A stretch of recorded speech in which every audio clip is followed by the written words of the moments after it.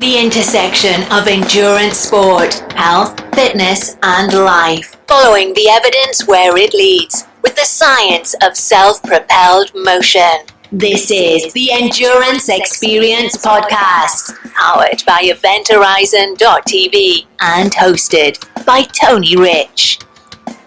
Just over the past few months, through the Olympic and Paralympic trials, the Olympics, and now the Paralympics, there's been much talk about anti-doping rules, rights, and responsibilities.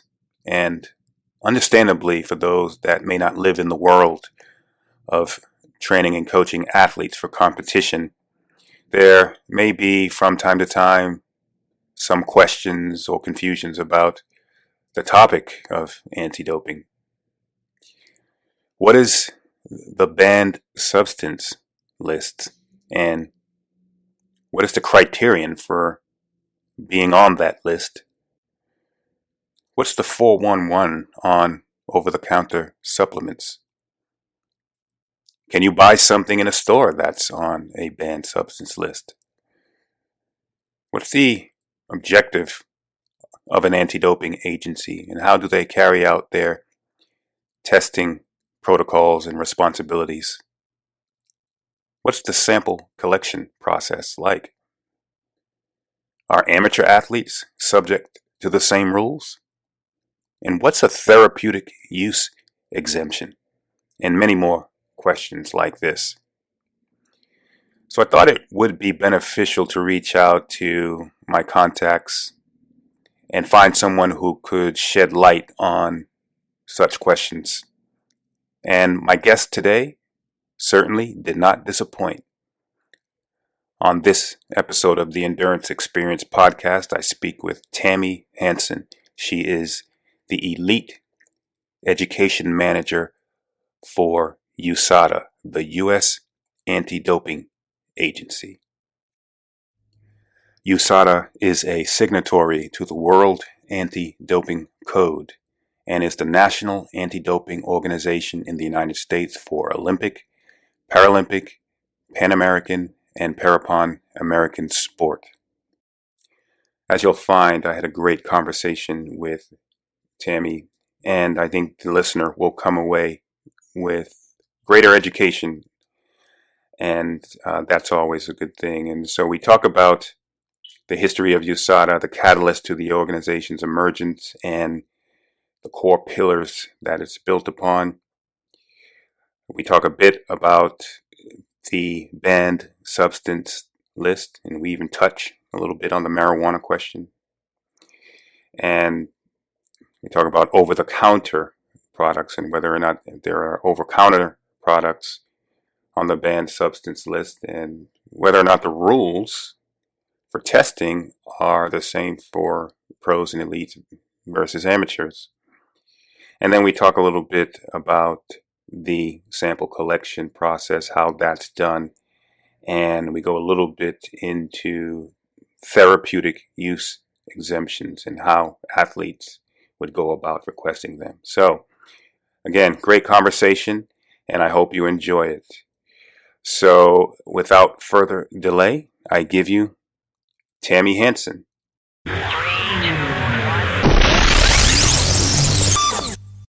I am on with Tammy Hanson. Thanks for coming on to the podcast. Absolutely. Thanks for having me, Tony. All right. I think this will be a very educational and informational podcast about U.S.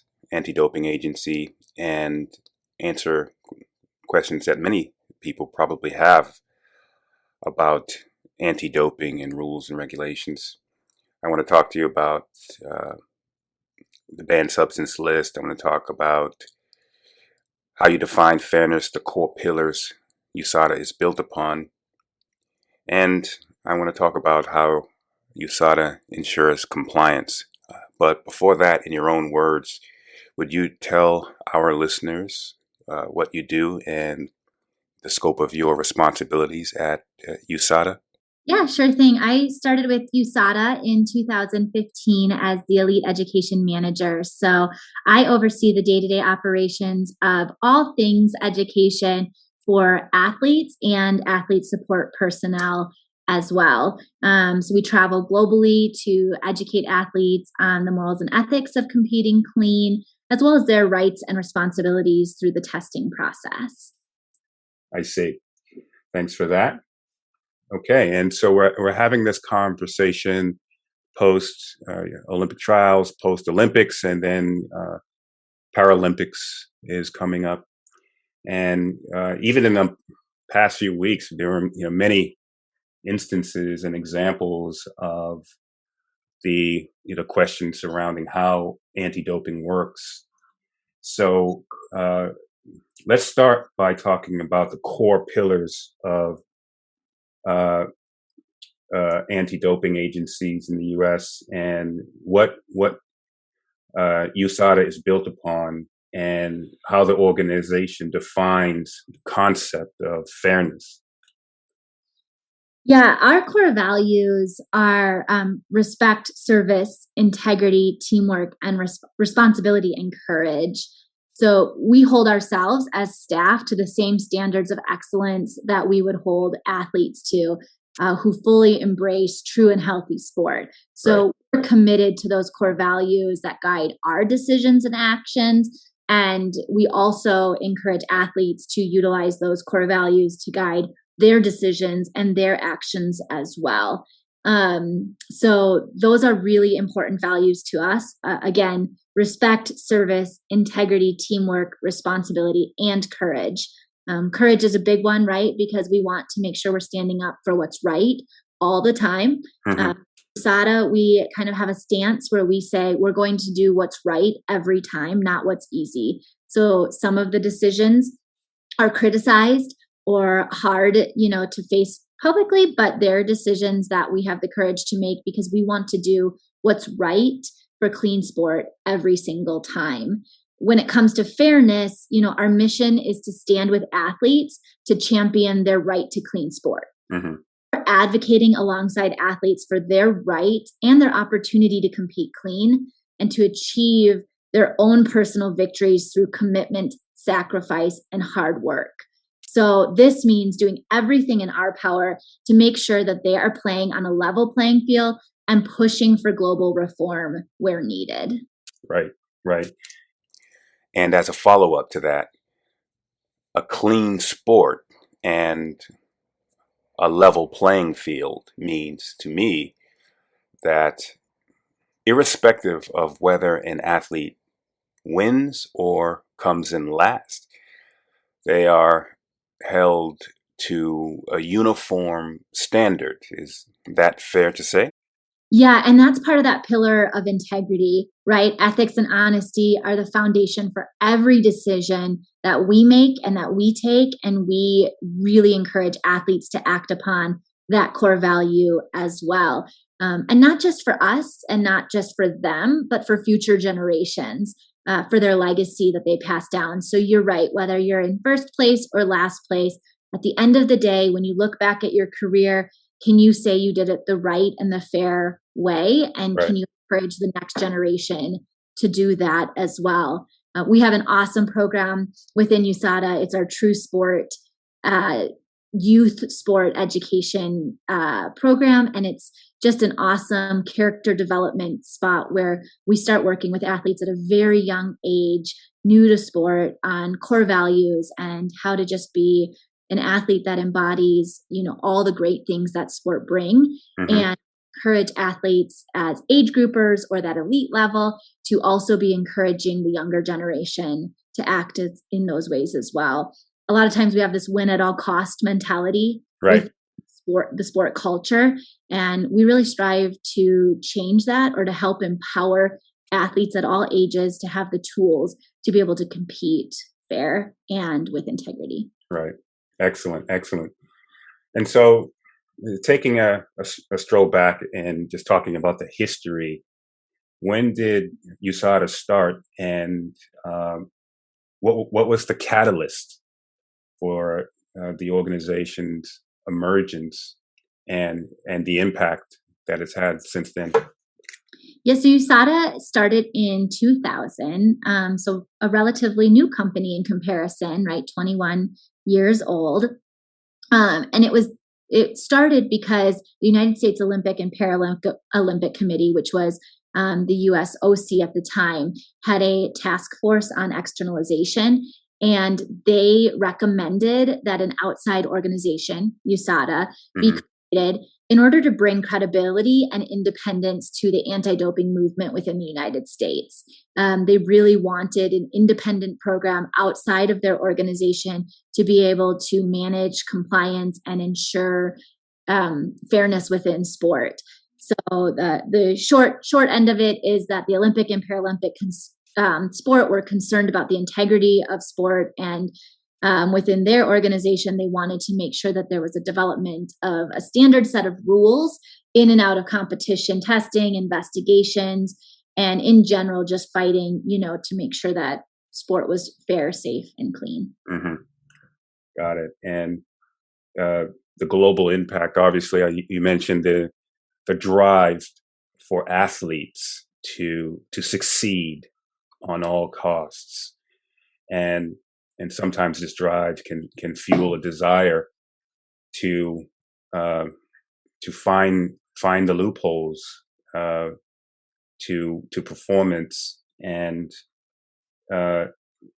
drive a sort of arms race between athletes and that athlete drive and the regulators. So would you say that there's been positive impact, or how would you describe the impact globally that anti-doping agencies have had?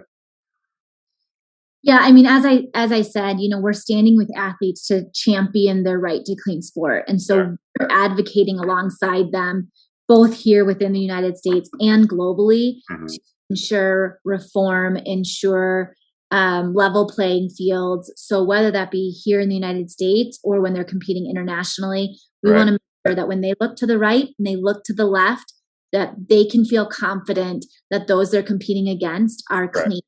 And I can say honestly that they don't always feel that way. And if that's something we've seen, even from the most recent Olympics, athletes are working really hard and they don't necessarily feel confident that internationally the people they're competing against are clean.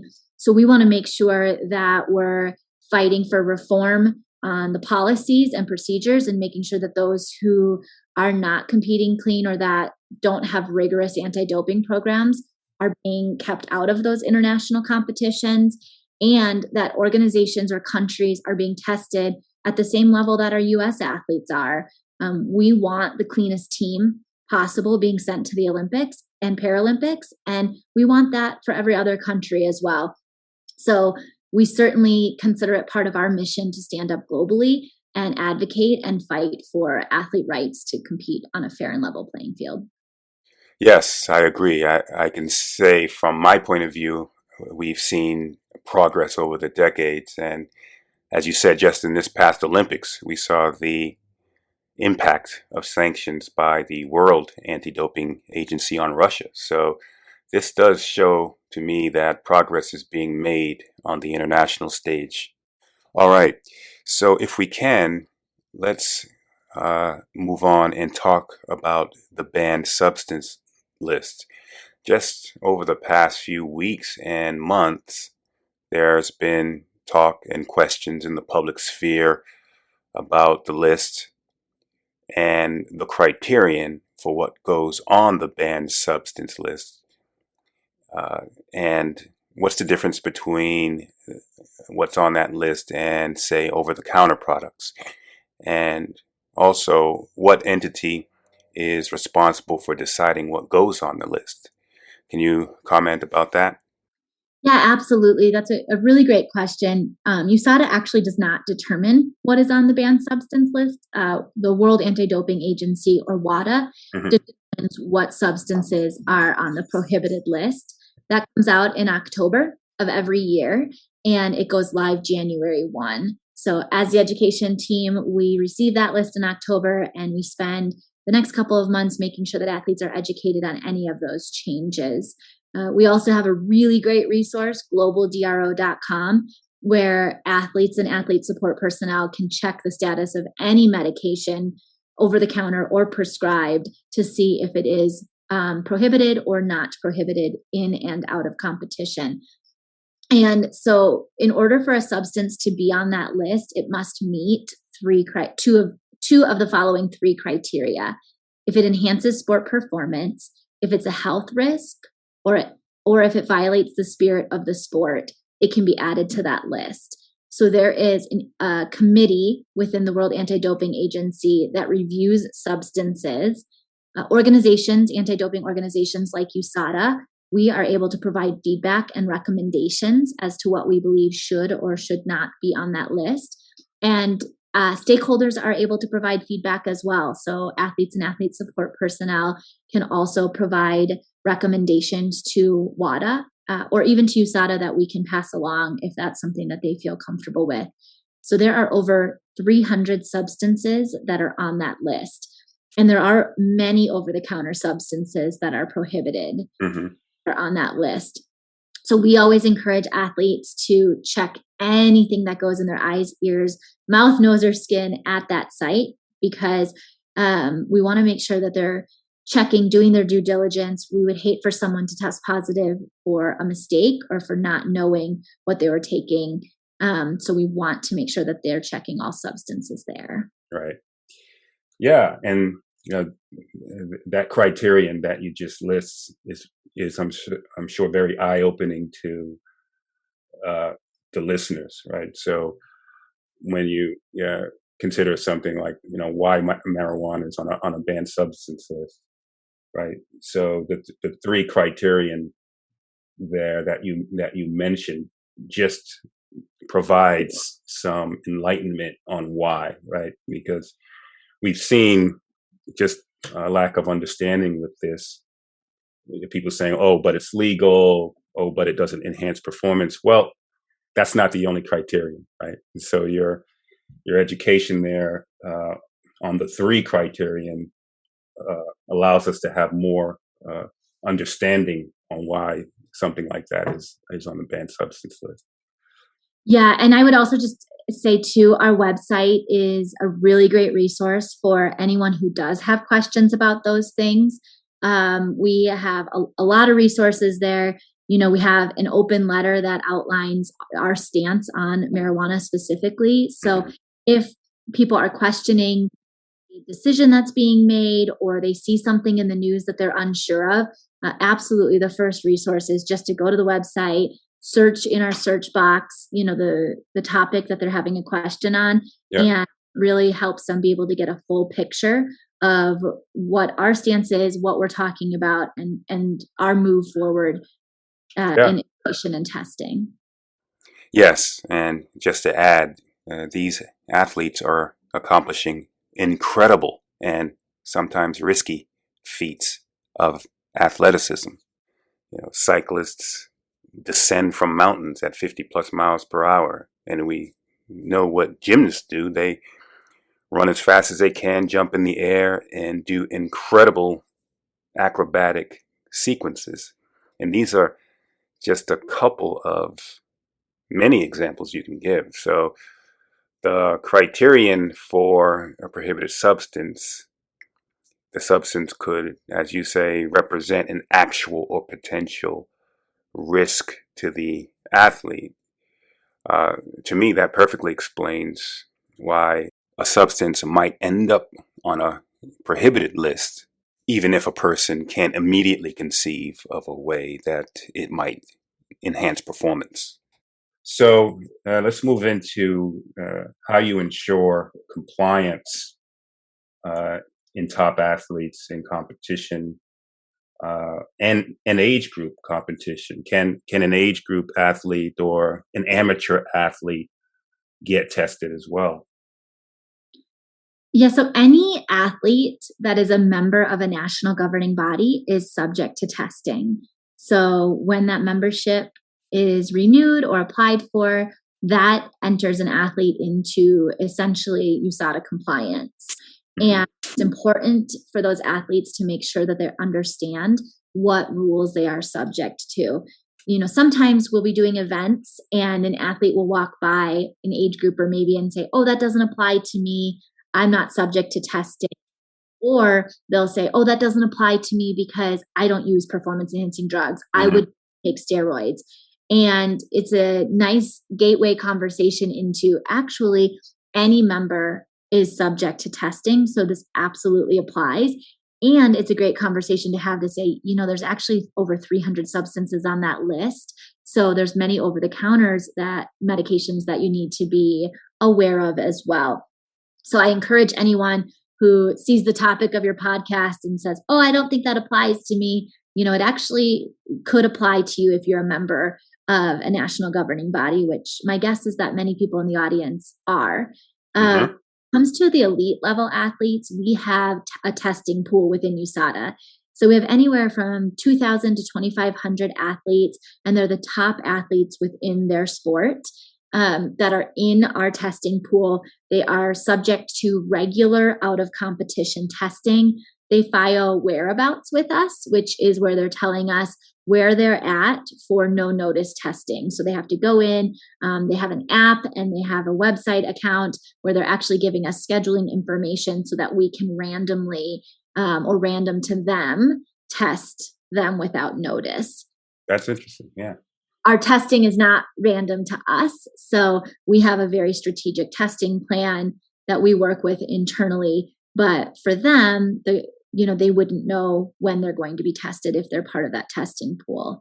Now, any athlete that's a member of a national governing body is subject to in and out of competition testing. But for these 2,500 or so athletes, they expect to get tested more regularly. Then we obviously have in-competition events as well. And one of the things we've seen over the years is more and more national governing bodies looking to test some of these amateur and age group competitions. So our goal in education is to make sure we're reaching those people as well through webinars that we do regularly. I know you got to sit in on one of our presentations recently. And so any area where there's an opportunity for us to educate those who might not have easy access to education or think that it applies to them, we're always open to. Right. Excellent. Follow up there.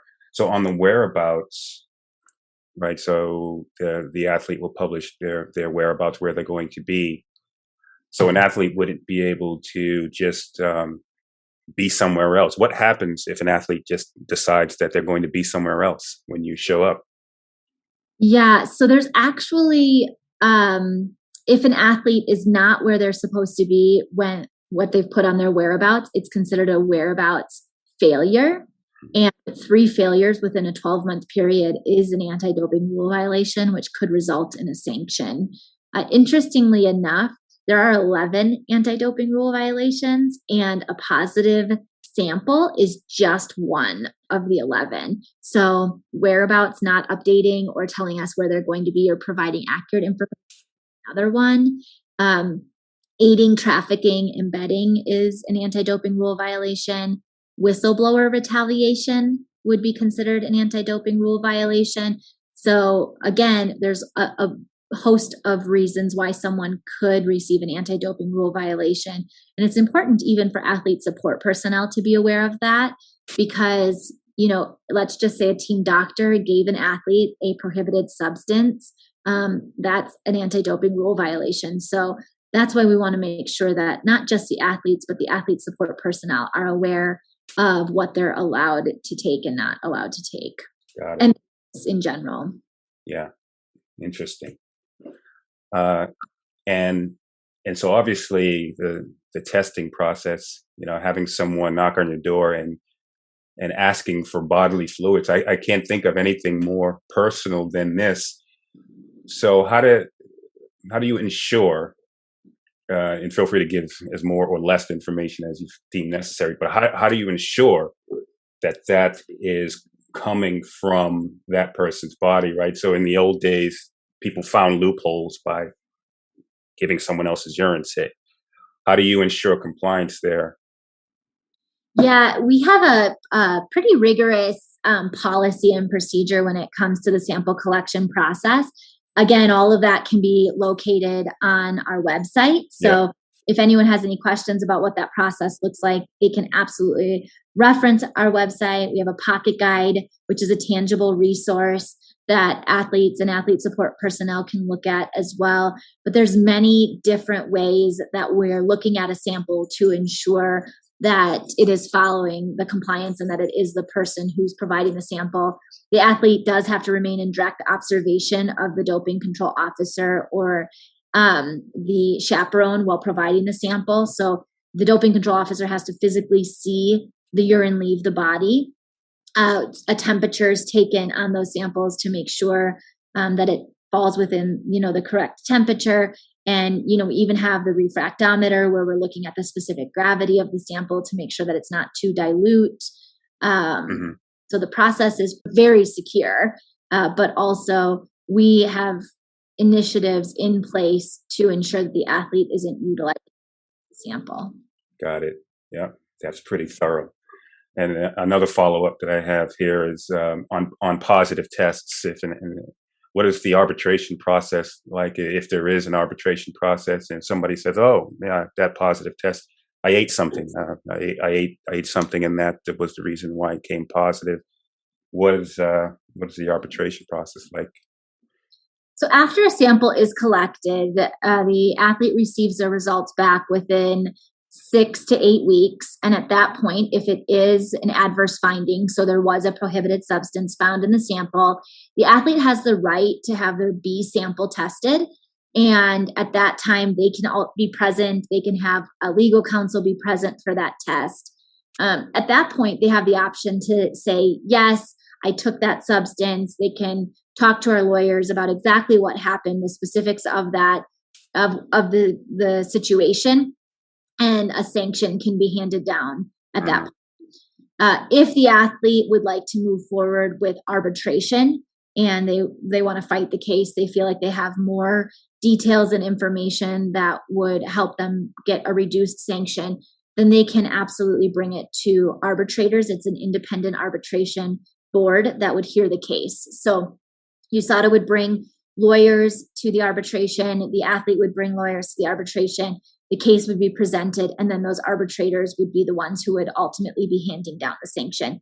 It's something that a lot of people actually aren't aware of. So when someone receives a sanction, they might have opinions about why USADA gave the sanction that they gave, but sometimes it's not USADA who's actually giving the length of the sanction, but rather it would be the arbitrators who are giving that decision, and they're an independent group of people who are making that decision. So having a good understanding of that process is important for those who maybe raise a red flag or think something was weird about that timeline. Doing a little bit more research can oftentimes explain why the case was handled the way that it was.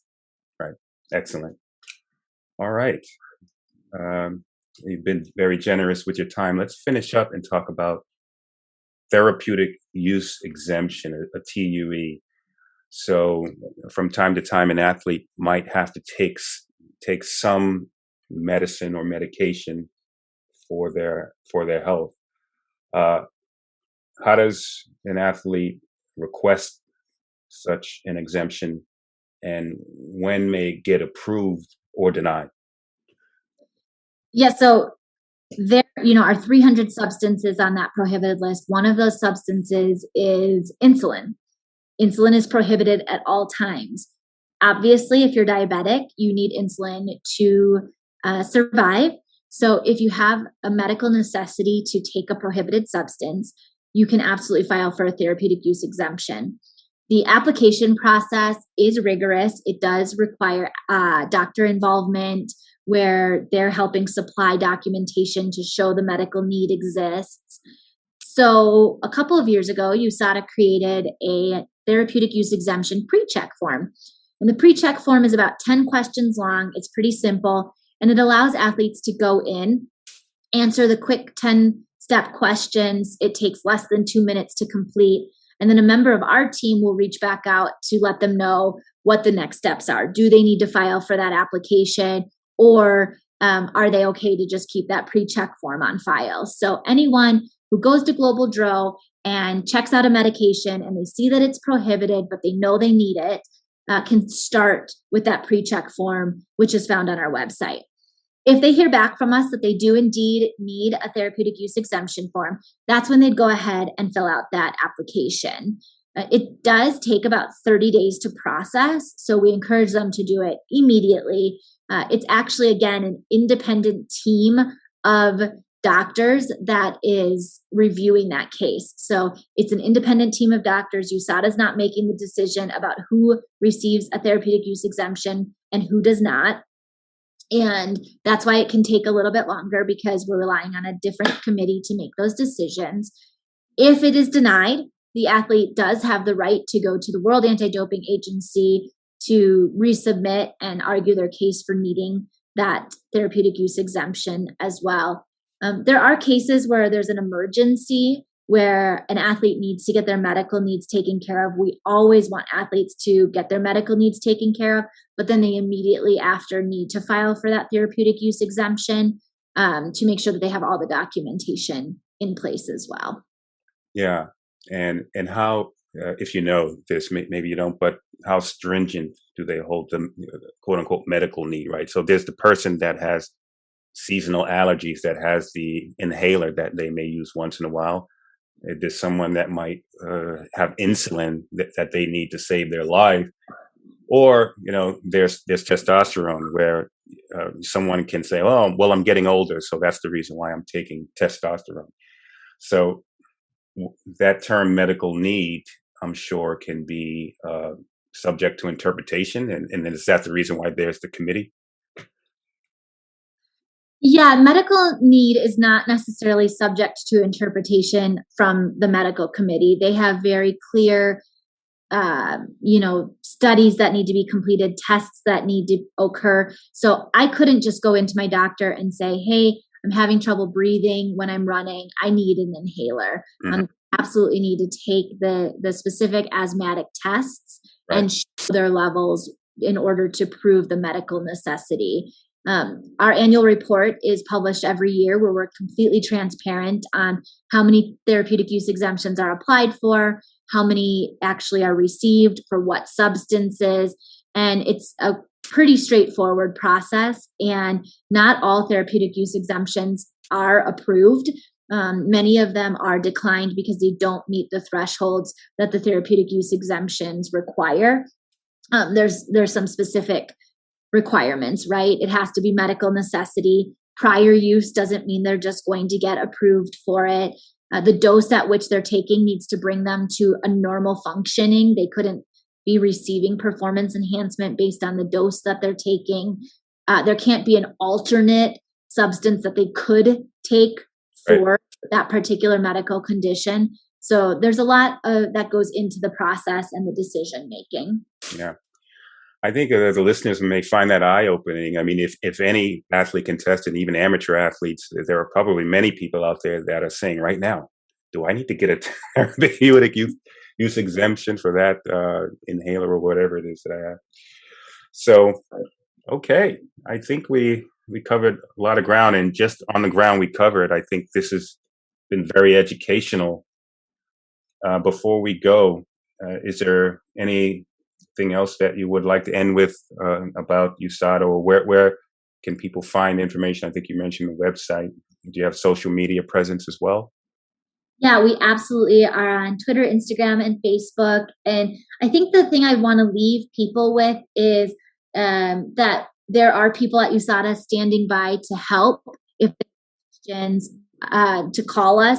We work really hard to create resources to help get the word out and educate effectively. So if there are any questions, or if people have an avenue or a need for education, we want to know, we want to be there. We want to make sure that everyone knows how to compete clean. And we want to make sure that we're keeping people who are using performance enhancing drugs out of sport.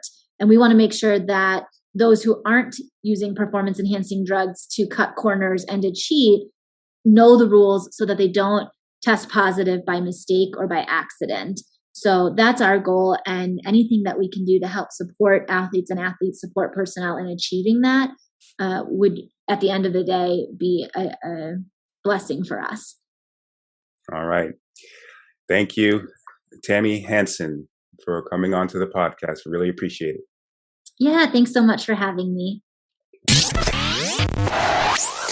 Thanks again to Tammy Hanson, Elite Education Manager for USADA, the U.S. Anti-Doping Agency. I highly recommend that you go to the website if you have any questions about anything that we discussed today on this podcast. And you can go right to the show notes to get links and social media information. Thanks again. This is the Endurance Experience Podcast. Follow Event Horizon Endurance Sport on Facebook, Instagram, and Twitter for training and nutrition programs and on-demand learning to become a member of our Endurance Institute, or for complete archive of podcasts, log on to our website, eventhorizon.tv.